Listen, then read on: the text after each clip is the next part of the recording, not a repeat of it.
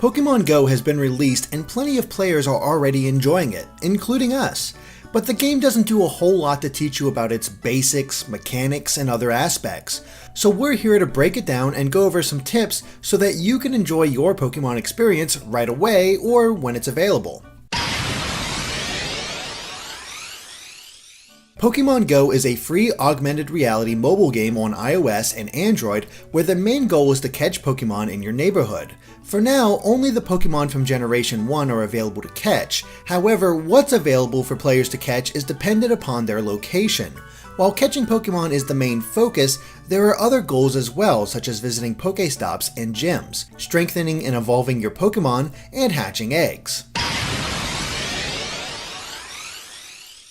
Pokemon can be found in a variety of places as long as the Pokemon Go app is open.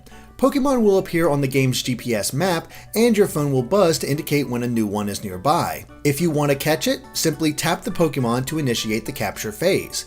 It is also possible to use the item Incense to temporarily increase the chances of a Pokemon appearing while walking, or, alternatively, you can install a lure module at a Pokestop by tapping the blank area above the landmark emblem.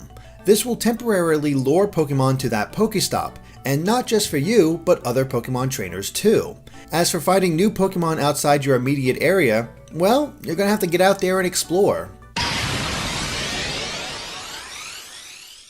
That's a tough one, so as we've already mentioned, the types of Pokemon you can find change depending on the region.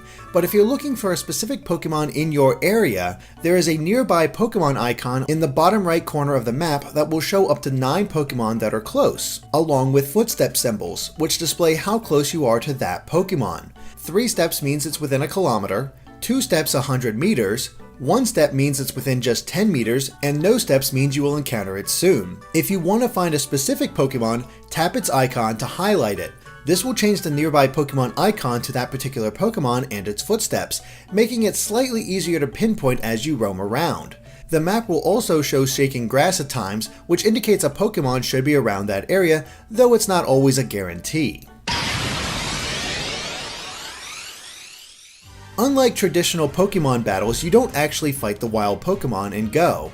Instead, you just throw Pokeballs until one actually hits the Pokemon and captures it, but it only counts if it hits the Pokemon first before it touches the ground. Now during battle, a circle will appear around the Pokemon that comes in 3 colors, green, orange, and red, which respectively represent easy, medium, and hard catches. This dictates how likely a Pokemon is to break out of a Pokeball, and if a more difficult Pokemon escapes several balls in a row, it might run away. Fortunately, there are several items that can help better the odds of a successful capture, such as Great and Ultra Balls, as well as raspberries that can be fed to the Pokemon to make the next Pokeball thrown have a higher chance of capture. The colored circles serve another purpose though. It's not just capturing the Pokemon that matters, but how well you time the throw. So normally, each capture nets you 100 XP by default, though you'll get a 500 XP bonus if it's a new Pokemon. But you can increase that XP count even more the closer that colored circle is to the center of the stationary white one at the time of capture. So you'll receive a nice bonus of 10 XP if it's close, a great bonus of 50 XP if it's even closer, and an excellent bonus of 100 XP if it's dead center. And if that's not enough, you can net another minor bonus of 10 XP if you catch the Pokemon with a curveball, which you can do by shaking the Pokeball until it sparkles and then immediately flicking it. You can also double the XP you receive if a lucky egg item is used and in effect. Well, you can evolve them to start. Besides experience points, catching a Pokemon will always net the player 100 Stardust and 3 candies for that specific Pokemon's evolutionary chain. These items are required to make your Pokemon stronger, increase HP, and eventually evolve, both of which increase their combat power, or CP for short, and the higher the CP, the stronger the Pokemon. But there is a bit more to it, namely in relation to the Stardust. When you look at your Pokemon's CP, you will see an arc that a white line is filling in. This is the Pokemon's potential and it is broken up by percentages.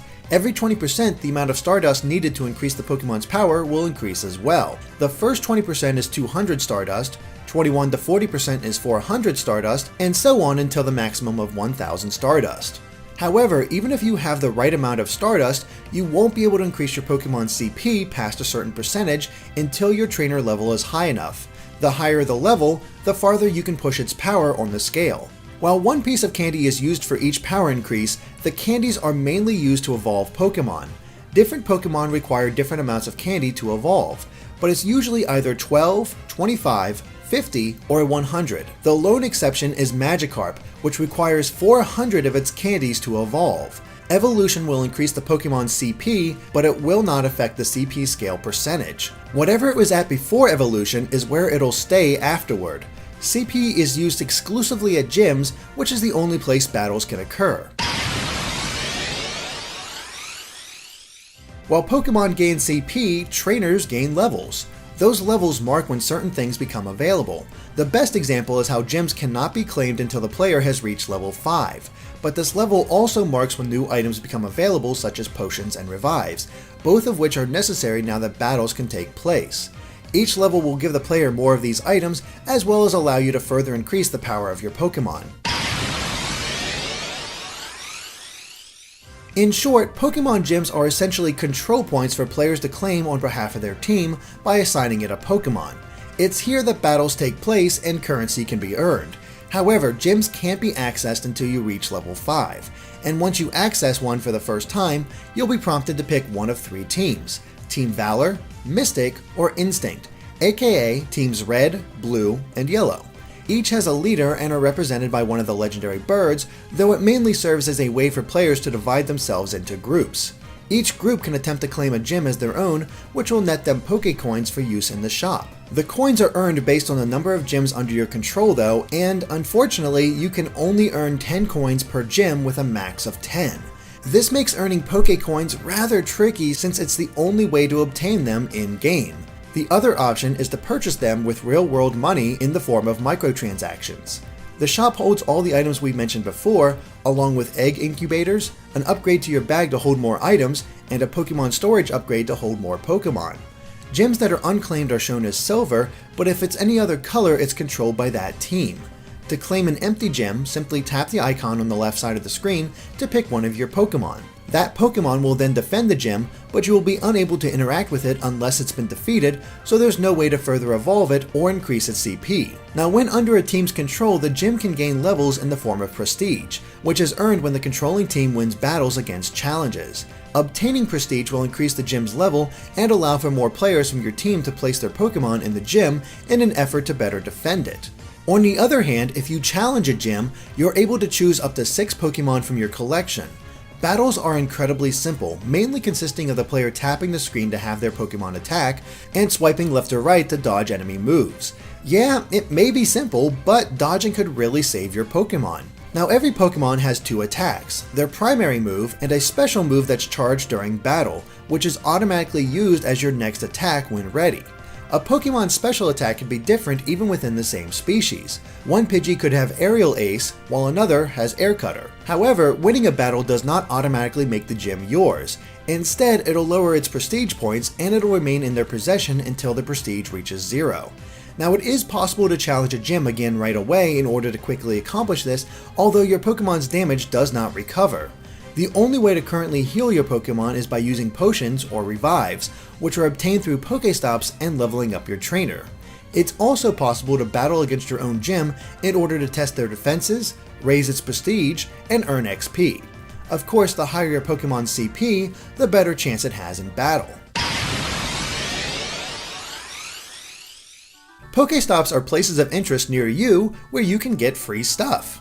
Who doesn't like free stuff? They could be buildings like churches, small local monuments or historical signs, and even public art projects. They are marked by a blue landmark emblem that enlarges once you are within range. By tapping on it, you can see what the point of interest is and sometimes even get information about it. Swiping across the marker causes it to spin and drop random items like Pokeballs, Pokemon eggs, potions, and revives, as well as a small amount of experience points.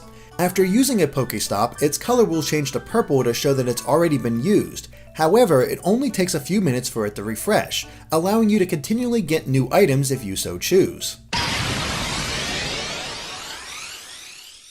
When you receive a Pokemon egg, you can look at it in the Pokemon screen under the Egg tab. From here, you can place it in your incubator, which begins the process of hatching it and is powered by you walking. The distance is different for each egg, and we've seen them range from 2 kilometers to 10 so far. Once you begin Pokemon Go, you will have an incubator right away that can be used an infinite number of times. It is possible to find or buy more, but they have a limit of 3 uses. Finally, eggs will only hatch if the player is walking. Thanks to the GPS, Pokemon Go is able to determine your speed, so trying to cheat by riding in a car, train, or plane will not be counted toward the required distance. In addition, the app must be open while walking or it will not be counted. Medals are the achievements of Pokemon Go. They track how far you've walked, how many Pokemon you've caught and their types, how many gym battles you've won, and various other aspects. Each medal has a bronze, silver, and gold requirement that gradually increases the number needed to earn that achievement. Upon earning a medal, you will also obtain some XP. And that covers the basics of Pokemon Go. It's not too difficult to learn once you've got the hang of it, and can be addicting in its own way. Let us know if you have any tips of your own in the comments. Thanks for watching, and be sure to subscribe to GameXplain for more on Pokemon and other things gaming.